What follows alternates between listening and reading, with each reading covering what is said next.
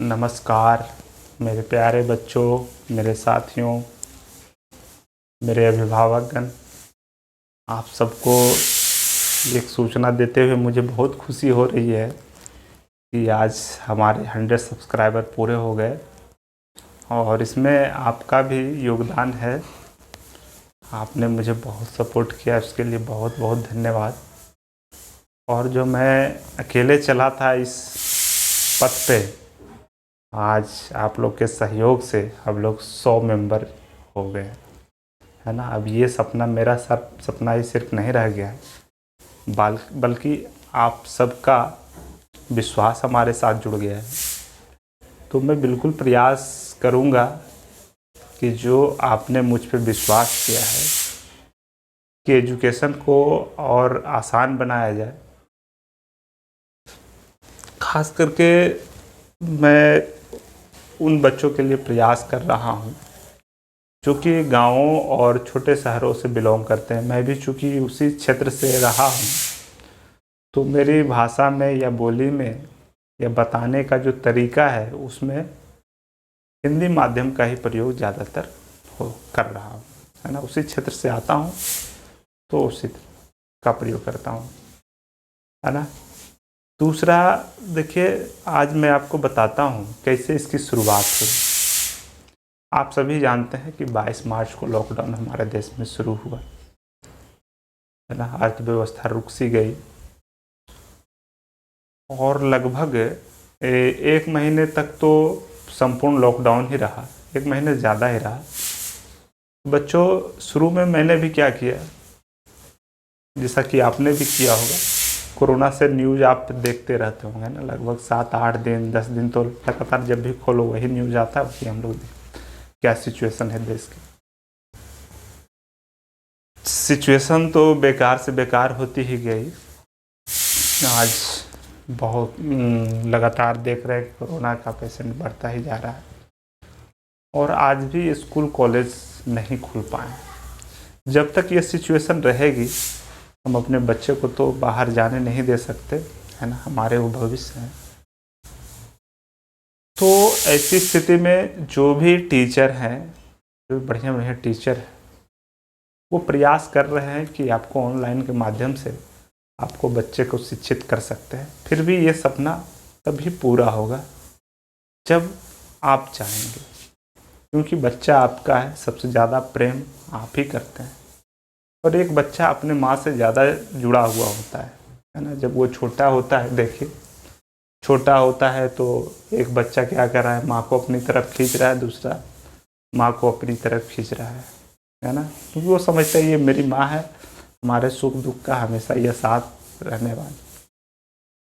तो सबसे जो ज़्यादा ज़रूरी है बच्चों के डेवलपमेंट के लिए, उसके माँ पापा पिताजी है ना।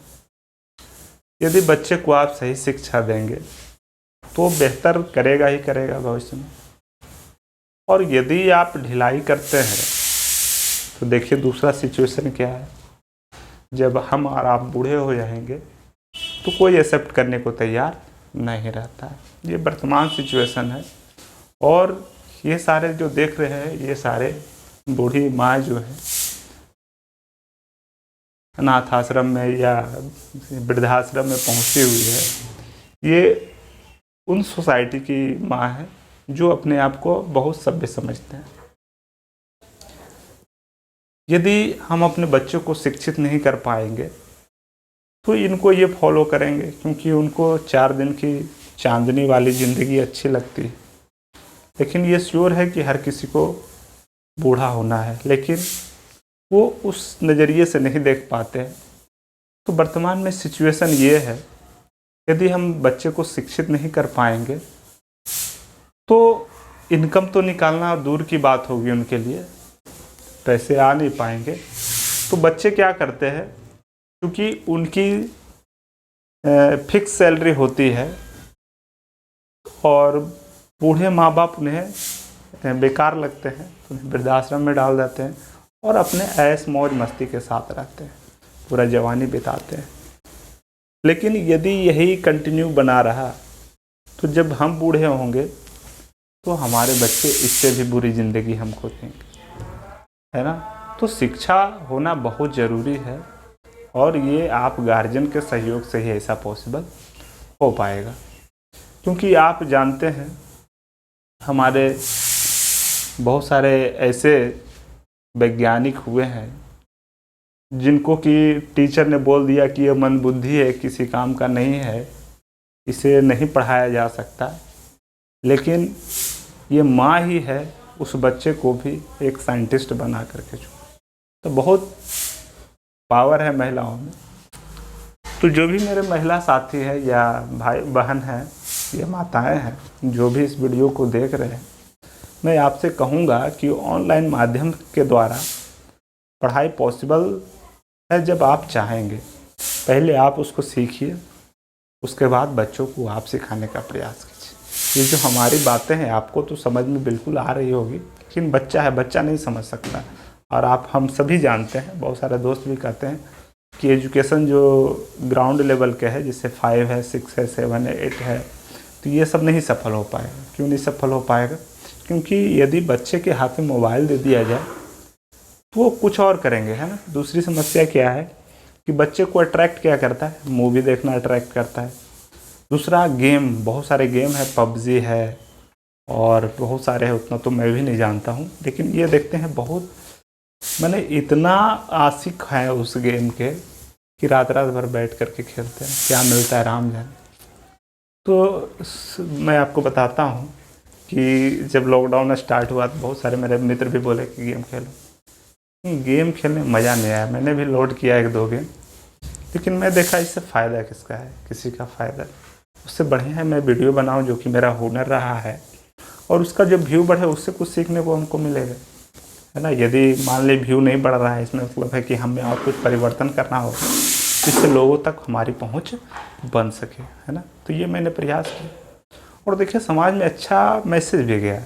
बहुत सारे मेरे भाई हैं, बहन हैं या रिश्तेदार हैं, जब मैं YouTube पे आया तो बहुत ही सबको लगा कि नहीं बढ़िया काम कर रहा है हमारा सर। गर्व भी हुआ बहुत लोग को, और मैं प्रयास भी कर रहा हूँ कि जो संघर्ष मैंने झेला है वो हमारे बच्चों को ना झेलना पड़े। यकीन नहीं मानिएगा बच्चों आप कि हर बच्चा क्या करता है, उसके माता पिता क्या करते हैं, जब भी कंपटीशन देने के लिए एलिजिबल होता है इंटर या ग्रेजुएशन के बाद, उसको पटना या दूसरे शहर भेजते हैं। भले ही खुद उतना पैसा नहीं कमा पाते हैं, लेकिन अरेंजमेंट जरूर करते हैं उस बच्चों के लिए। लेकिन मेरे साथ क्या हुआ, पटना जाने के बजाय पटना से मैं बिहार सिर्फ चला आया, छोटे से टाउन, है ना। ऐसा सिचुएशन बना कि हम उस टाइम कोचिंग नहीं पढ़ सकते थे। मेरे पास 2 ही ऑप्शन था, ये पढ़ा करके ही पढ़ सकते हो, कोई ऑप्शन दूसरा नहीं। अरे चलो भाई कोई बात नहीं, ग्रेजुएट हैं, गर्व भी करते हैं कि हम वैसे कॉलेज से पढ़े हैं जहाँ पे हमारे सुपर 30 के संचालक आनंद सर ये भी वहीं से पढ़े लिखे। तो जब ये इतना नाम कर सकते हैं तो क्या मैं कुछ पैसे भी अर्जित नहीं कर सकता? बिल्कुल कर सकते हैं। और ये हमारे बिहार के मुख्यमंत्री लालू जी, है ना, ये भी उसी कॉलेज से पढ़े। तो जब गर्व होता है हमें, क्या हम अपने जीवन में उनका थोड़ा सा कुछ अंश भी नहीं प्राप्त कर सकते हैं? बिल्कुल कर सकते हैं। मैंने स्ट्रगल किया वहीं से ही, और मुझे याद है बच्चों, जब मैं पहली बार पढ़ाने गया था, एक होम ट्यूशन पढ़ाने गया था जहाँ पे 3 बच्चे थे। चूँकि मेरे साथ ये था कि यदि इनकम नहीं होता तो भूखे सोना पड़ता, दूसरा कोई ऑप्शन नहीं था। मांगना भी पसंद नहीं, ग्रेजुएट होकर के फादर से मांगे ये हमें ही अच्छा नहीं लगता था। इसके लिए मैं पूरी प्लानिंग के साथ गया था, कुछ पढ़ लिया था कि ये टॉपिक हमको जा कर के पढ़ाना है। मुझे आज भी याद है मैं पढ़ाने गया था 1 घंटे के लिए, लेकिन पढ़ाते पढ़ाते कब 2 घंटा बीत गया मुझे ही पता नहीं चला। पता तब चला जब देखते हैं क्या है कि जो बच्चे को मैं पढ़ा रहा था उनका बार बार नज़र ऊपर जा रहा था। मुझे भी लगा क्या है भाई, ऊपर जब देखते हैं तो घड़ी पे निगाहें डालते हैं तो 2 घंटा बीत चुका था, है ना। क्योंकि मुझे डर था यदि यहाँ से इम्प्रेस नहीं कर पाए बच्चों को तो करियर हमारा ही डूबने वाला है ना। यदि लगातार असफलता मिलता तो क्या होता कि हिम्मत हार जाते हैं ना। तो उस तरह, और इन तीनों बच्चों में से आज गर्व के साथ कहते हैं कि एक बच्चा IITian है, खुशी मिलता है। चलिए यहीं से आगे बढ़ते हुए आगे बढ़े और कई एक एग्ज़ाम भी दिए, कुछ में सफल हुए, कुछ में असफल भी हुए, लेकिन लगातार सीखते गए और सीखते सीखते आज इतनी हिम्मत ज़रूर है कि कंपटीशन को पढ़ाने की क्षमता रखते हैं। तो यहाँ पे मैं क्या करूँगा, अभी तो 10th क्लास को आपको पढ़ा रहा हूँ और ये देखिए बुक मैंने मंगा लिया है, ये RD शर्मा का है, क्लास 9 का, और ये भी 9 का है, पियर्सन IIT फाउंडेशन, जो कि आने वाले समय में इसका वीडियो आपको दिखेगा। चलिए ठीक है, फिर मिलते हैं। इस तरह से अपना प्यार सपोर्ट बनाए रखिएगा। ठीक है, बाय।